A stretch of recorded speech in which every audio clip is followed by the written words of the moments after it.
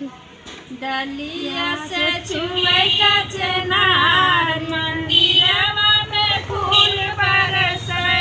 डलिया से छुए का चनार मंदिरवा में फूल बरसे।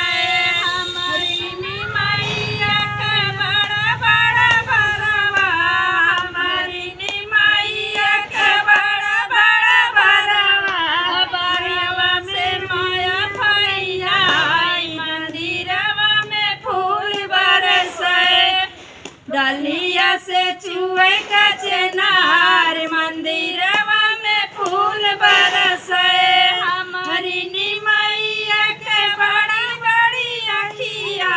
हमारी निमैया के बड़ी बड़ी अखिया।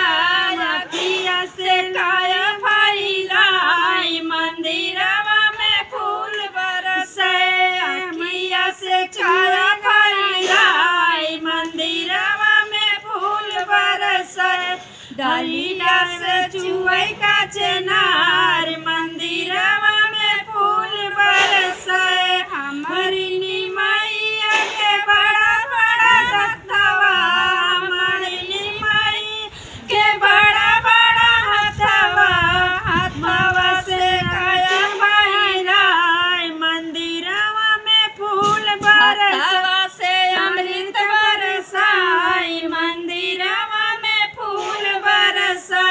हथवा से अमृत बरसाई मंदिरवा में फूल बरसे। डलिया से